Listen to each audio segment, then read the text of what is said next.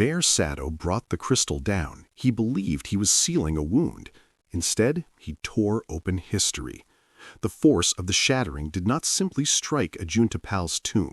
It rippled outward through forgotten shrines, dead battlefields, buried Mandalorian vaults, and even the meditations of Jedi masters light years away.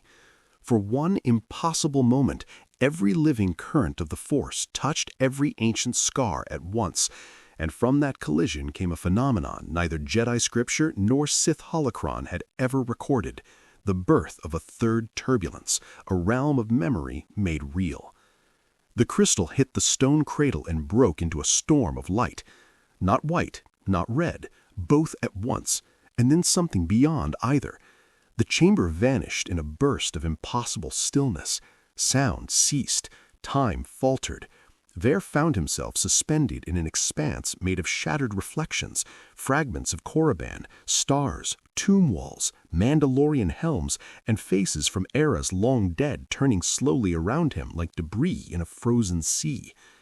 This was not the netherworld as Sith spirits described it, nor was it the luminous oneness sought by Jedi mystics. It was a convergence field, born where clashing wounds in the Force overlapped and briefly refused all separation. A memory realm, a place where history was not remembered, but re-entered. Ajunta Pal stood nearby, no longer fully spectral and not yet flesh. Malak Varn hung farther off, impaled within strands of black-red energy as the hollow crown attempted to shape him into a vessel. Around them rose giant impressions of the four entities Veyr had seen before, but now their forms were unstable, as though every culture that had ever sensed them had described them differently, and all descriptions were competing for dominance. The many-eyed watcher flickered between oracle, star cluster, and storm. The spear-bearer became war god, guardian, executioner. The weeping mask shifted from mourner to judge to wounded creator. The hollow crown remained constant only in absence. It had no face because it desired one. It had no body because it entered through others. Veyr realized with horror that the Sith and Jedi had both misunderstood the Force in the same way. Each order believed conflict between light and dark defined the deepest truth of existence, but there were older patterns beneath that struggle, primordial intelligences or archetypal concentrations within the Force that did not belong to either philosophy. They were not gods in the simple sense. They were powers formed by civilizations, worship, catastrophe, and repetition over ages so vast that language shrank before them. Some inspired balance, some preserved memory, some fed on war, and one, the hollow crown, hungered for fractures. The convergence field did not hold only those from the tomb. Across the galaxy others were being drawn by resonance. On Tython, Jedi Master Cyril Vaughn had been deep in meditation when the shockwave hit. She saw Korriban not as a world, but as a bleeding point in the Force, and before her fellow masters could stop her, she entered trance-flight so severe that her body nearly failed. Her consciousness pierced the turbulence and appeared within the convergence field as a figure woven from pale flame. On Rekshar, the ancient Mandalorian echoes awakened in full, their oath-bound dead, tied for ages to forgotten encounters with the god forms, marched through spectral gates of iron sand and emerged beside Veyr as an army of war memories. On Lanico 4, the masked witness stepped into the field without transition, as though it had always existed in more than one place at once. There, the least of them all, stood at the center because his choice had broken the seal. Master Cyril Vaughn was the first to speak. "What have you done?" Veyr answered with painful honesty. "I stopped a ritual, I think." Ajunta Pal gave a bitter laugh. "No, you changed its form." The masked witness turned toward the ancient Sith Lord. "And you, Exile King, hid the truth even in death." Ajunta Pal's gaze hardened. "Would your order have done differently? We all bury what we fear others might use." Cyril Vaughn looked from one to another, already sensing the greater danger. That thing is trying to incarnate. Malak convulsed within the strands of energy as the hollow crown thickened around him like armor made from missing pieces of reality. He was no longer entirely a man. His memories tore loose and spread across the field. His humiliations in the academy, his resentment, his fantasies of domination, his terror of insignificance. The hollow crown drank all of it.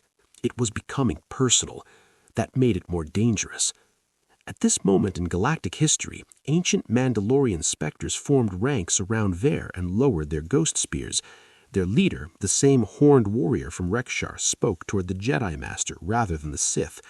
In the old campaigns beyond the Rim, we fought its heralds. Cyril turned. What was it?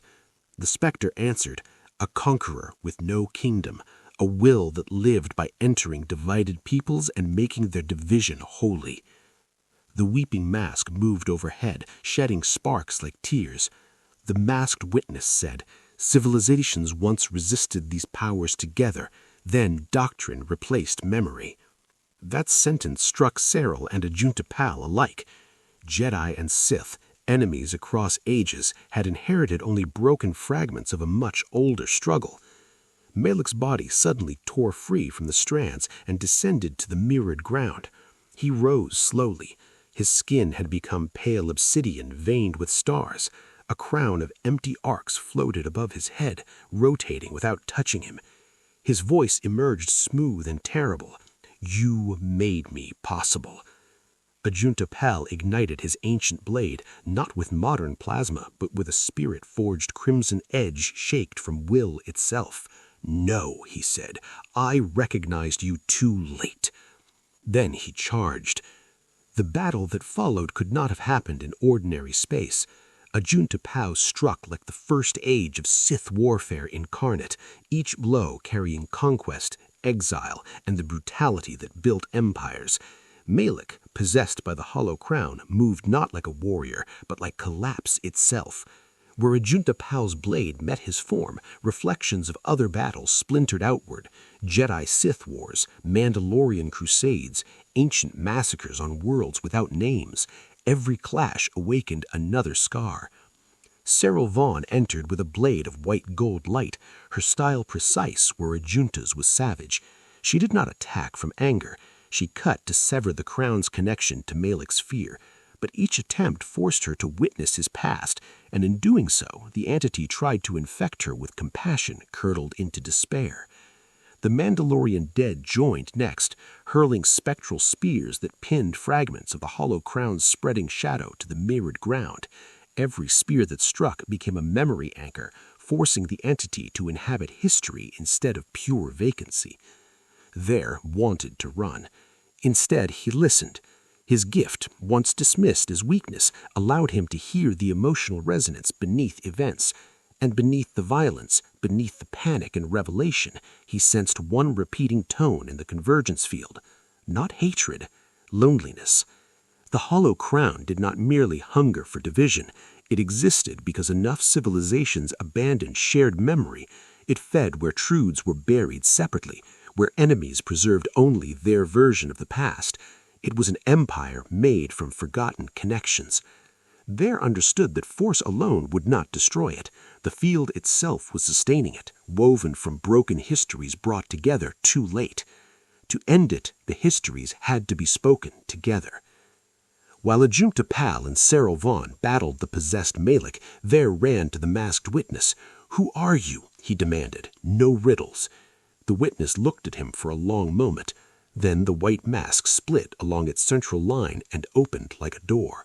There was no face within, only stars moving through water. "I am what remains of the old custodians. Before Jedi, before Sith, before the Force was taught as doctrine, there were keepers who maintained boundaries between living history and predatory memory. We failed." "Then tell me how to stop this." The witness extended a hand toward the battling figures. "Not by victory, by integration." Veyr almost laughed in disbelief. "That thing is wearing my partner like a corpse, and you're talking about integration?" "Your partner invited it with hunger. Ajunta Pal concealed it with pride. The Jedi forgot it through purification.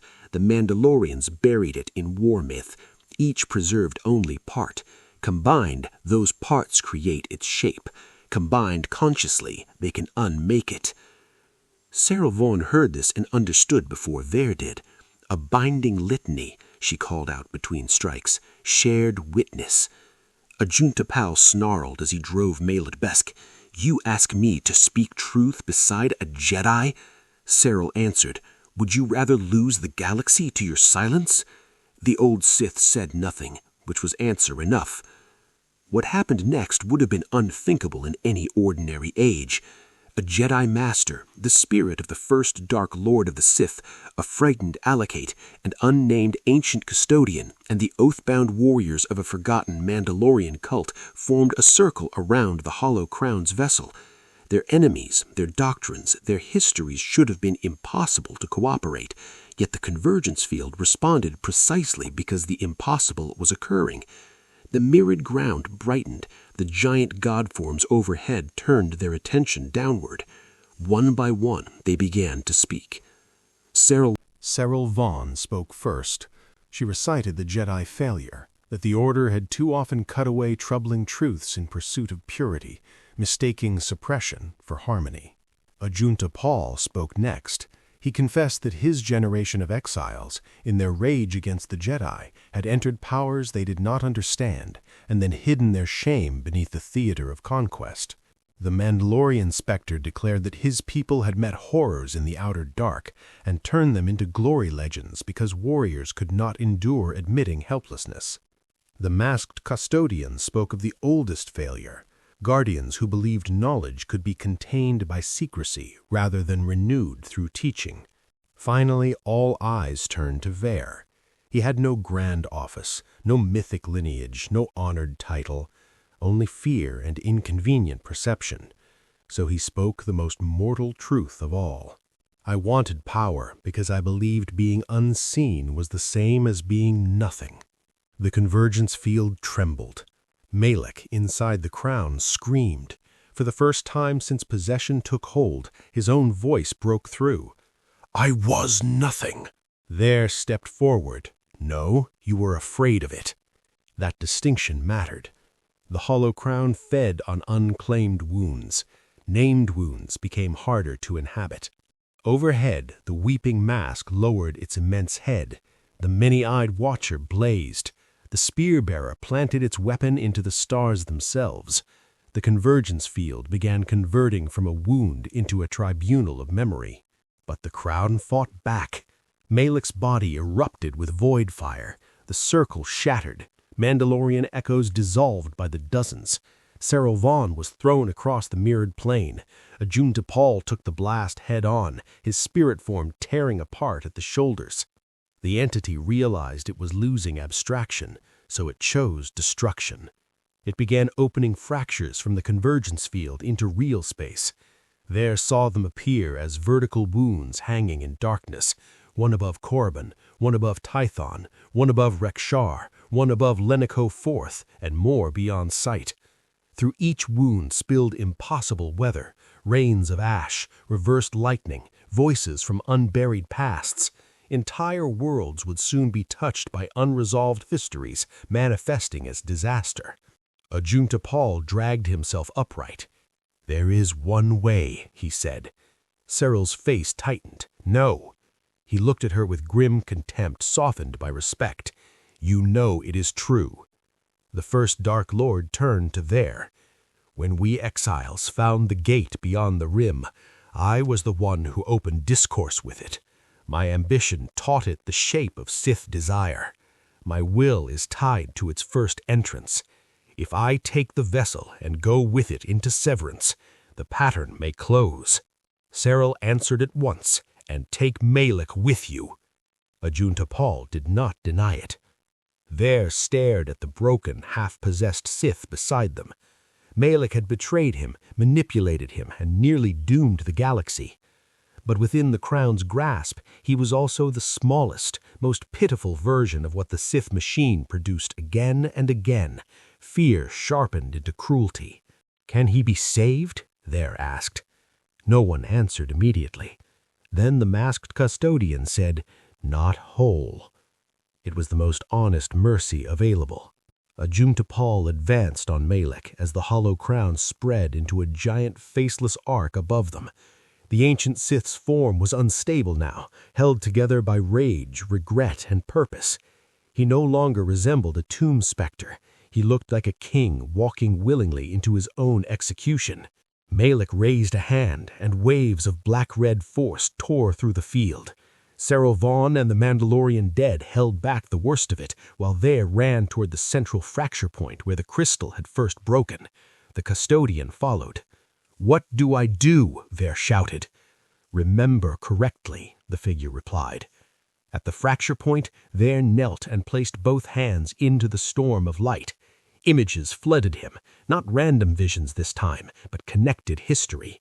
The first Sith exiles entering unknown space, encounters with worlds that preserved myths of the god forms, Mandalorian crusaders discovering sky temples and mistaking custodial wards for divine weapons, early Jedi sensing disturbances and recording them in censored fragments, whole ages of misunderstanding layered into doctrine.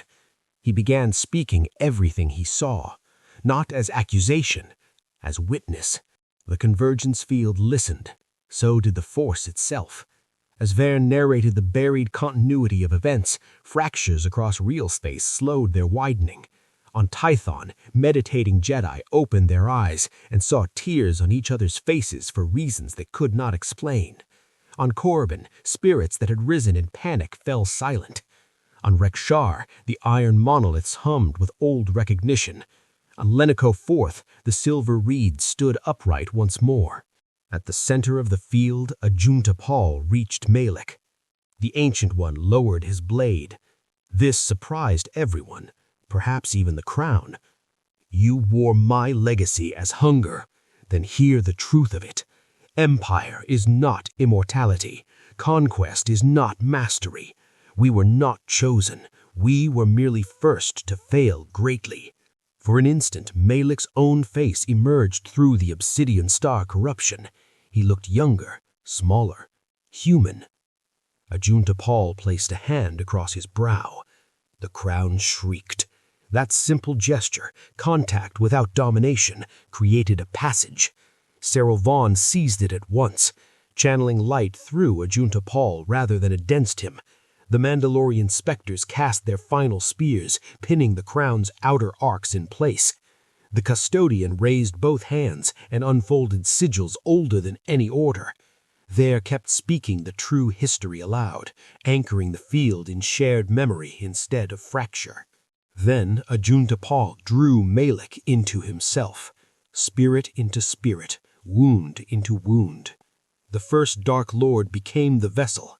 The hollow crown collapsed inward around them both. For a terrible second, it seemed too large to contain. Ajunta Pall's own outline expanded, crowned in void, his armor splitting into galaxies of ash. He looked like a new dark god being born from old catastrophe. Then he turned toward Veyr and smiled. Not kindly, not warmly, but with fierce recognition that the smallest among them had seen what all the mighty had missed. "Close it," he said. Veyr and Serral struck together, he with memory, she with will. The custodian sealed the boundary, the Mandalorian dead held the outer ring. The four giant god forms above the field aligned at last, not in war, but in witness. The many-eyed watcher illuminated, the spear-bearer fixed the path, the weeping mask mourned, and the hollow crown stripped of vessel was drawn into the severance behind Ajunta Pall as the convergence field folded shut like a wound finally stitched from both sides. Then everything disappeared. Veyr awoke in the rubble of Ajunta Pall's tomb. Korriban was quiet. No roaring abyss, no spectral war, only shattered stone, extinguished runes, and a silence so complete it felt consecrated. Of Malek there was no body. Of Ajunta Pall only a blackened handprint burned from the inside out on the sarcophagus lid. Serral Vaughn was stood nearby in physical form, having followed the turbulence farther than any Jedi in centuries. She looked at Veyr not as enemy, but as survivor of a truth neither side had been prepared to face. The masked custodian was gone. Outside, the Valley of the Dark Lords had changed. Several tomb entrances had collapsed permanently, as if sealing themselves. New cracks ran through the red earth in patterns resembling crowns broken into pieces.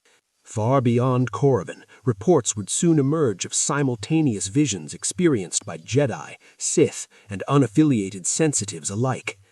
None could fully explain them. All would be altered by them. The Sith Order, proud and suspicious, buried most records of the incident. The Jedi Council, alarmed by the implications, preserved theirs in sealed archives accessible only to a handful of watchers.